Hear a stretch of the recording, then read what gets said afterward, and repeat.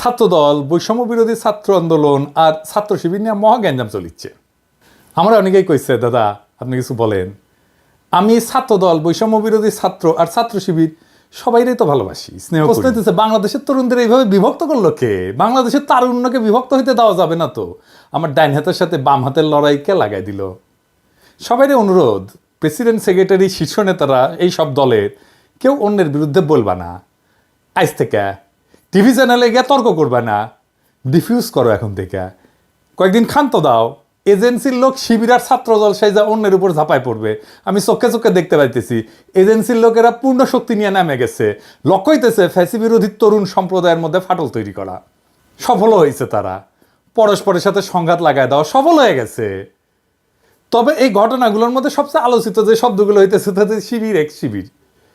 জুলাই আন্দোলনের নেতাদের মধ্যে যে এত শিবির থাকার ব্যাপারটা এবং আন্দোলনে যোগ দেওয়া অনেকের, বিশেষ করে এই যে সেকুলার শহুরে এলিটদের, এদের মনে মনে হয় লজ্জা লাগিছে। এমনকি হাসিনাকে হটানোর আন্দোলনেও তারা নামছিলেন। এই ব্যাপারে আফসোসও দেখা যাচ্ছে কারো কারোর মধ্যে।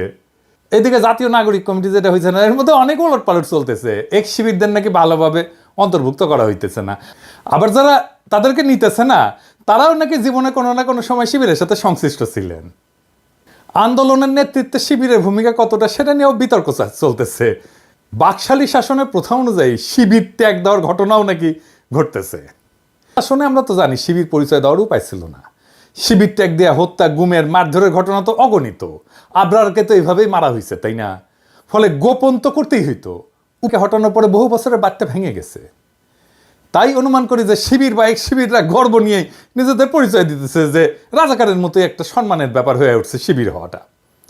নিজের যে পরিচয় আপনার সামনে আনতে চান, সেই নামে আপনাকে ডাকার ঘটনাকে ট্যাগ বলা কঠিন। তবে এটাও ঠিক যে দেশে এখনো বহু সাংস্কৃতিক এবং রাজনৈতিক পরিসর আছে যেখানে শিবির পরিচয়, জামাতের পরিচয়ে সমস্যা হয়। ওইদিকে ছাত্রদলও মনে হয় একটা অ্যান্টি শিবির মুডে আছে। ফলে কোথাও কোথাও এটা ট্যাগ হয়ে উঠতে পারে এবং দমন পীড়নের বৈধতা দেওয়ার ঝুঁকি তো থাকেই। এই যে পরিস্থিতিটা চলতেছে, এই পরিস্থিতিতে বিপ্লব পরবর্তী প্রতিক্রিয়া বা অস্থির সময়।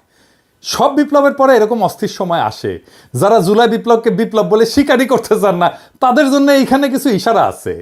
কিছুদিন পরে বিষয়গুলো হয়তো আর এতটা জটিল থাকবে না। আপনারা ভাবতে পারেন যে প্রথম আলোতে জামাতের আমিরের সাক্ষাৎকার ছাপা হইতেছে, এইটা প্রথম আলো করতেছে এমনি এমনি না। বাংলাদেশের রাজনৈতিক পরিষদের জামাত শিবির নিয়ে যে কুসংস্কার ট্যাবু ছিল সেটা দূর হইতেছে, এটাই তার প্রমাণ। এবার মূল আলোচনায় আসে।